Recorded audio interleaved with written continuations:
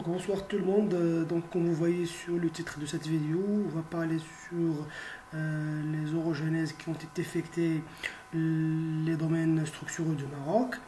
Donc les orogenèses qu'on va voir Inch'Allah, dans cette vidéo, c'est l'orogenèse iburnienne, l'orogenèse panafricaine avec ses deux phases, l'orogenèse hercynienne, pardon, et à la fin on va voir l'orogenèse alpine. Donc je vais commencer par l'orogenèse hibernienne qui ont été effectées le précambrien si vous voulez. Donc voilà l'échelle stratigraphie. Si on va zoomer sur sur cette échelle stratigraphie. Donc concernant le Burnien, il est effecté le paléoprotérozoïque, donc c'est-à-dire de 2500 millions d'années à 1600 d'années. Donc c'est l'orogenèse burnienne, donc c'est de 2500 jusqu'à 1600, ça c'est l'orogenèse burnienne, dans cette partie. Le mésoprotérozoïque, concernant le Maroc, c'est un lacune si vous voulez. Après, on a l'orogenèse panafricain qui est effecté le néoprotérozoïque. Donc, lorsqu'on parle aussi du néoprotérozoïque, on parle de protérozoïque. Il y a le protérozoïque inférieur, c'est-à-dire le précambrien 2 inférieur, ou bien le P2 inférieur, qu'on appelle en nomenclature marocain, le P2 inférieur. Et il y a le P2 supérieur, si vous voulez. Donc l'essentiel c'est cet âge, c'était effecté par l'orogenèse panafricain. Panafricain, si vous voulez, il subdivise aussi en deux phases.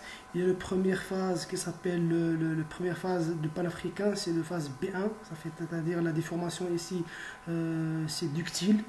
C'est-à-dire on peut nommer aussi cette phase par une phase majeure si vous voulez. Et la deuxième phase c'est la phase tardive, donc c'est une déformation cassante.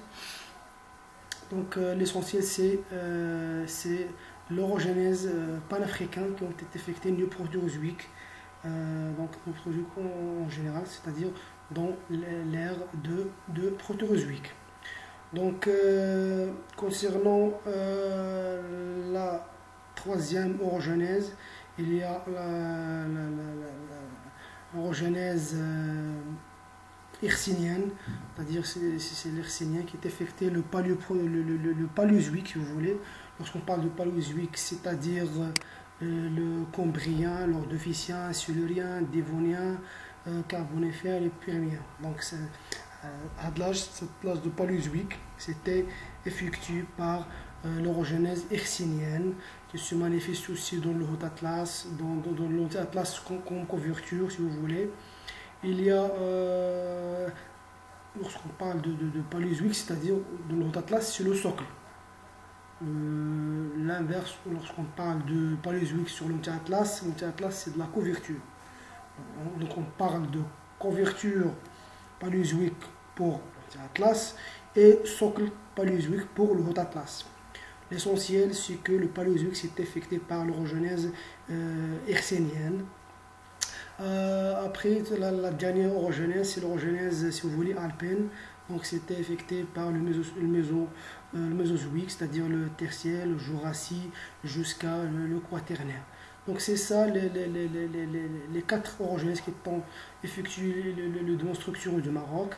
Lorsqu'on parle de domaine structurel du Maroc, donc, on parle de protérozoïque, c'est-à-dire le paléoprotérozoïque qui se manifeste par exemple dans la boutonnière de Kurdus, de Znaga, donc c'est ça.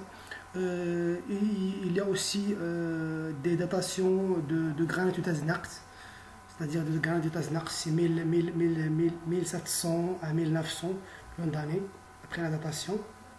Donc ça, c'est effectué par l'orogenèse hibernienne.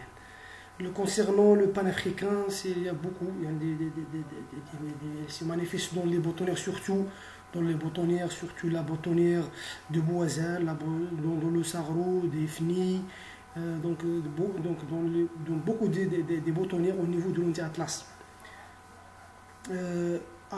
Lorsqu'on parle de panafricain, c'est avec ces phases, phase majeure et la phase tardive.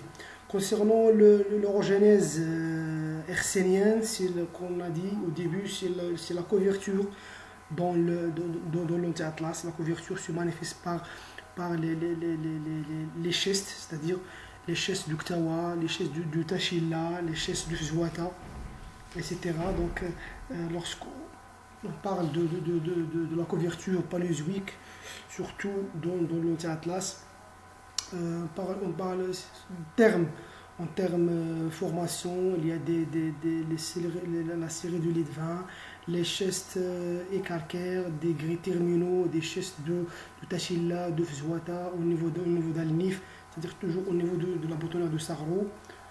Et se manifeste aussi au niveau de la boutonnière de Znaga aussi, au niveau de la série d'Alogoum, etc. Donc c'est ça. Concernant l'orogenèse mésozoïque, c'est-à-dire alpine, c'est le Jurassique, donc on parle aussi de la couverture de Haut Atlas au niveau de Tillich, Rich, donc ça c'est les Tishka, ça c'est aussi tout ce qui est affecté par l'orogenèse alpine, c'est-à-dire de la couverture paléozoïque. Donc c'est ça en général les orogenèses qui ont affecté le domaine structurel du Maroc. Donc merci pour votre attention.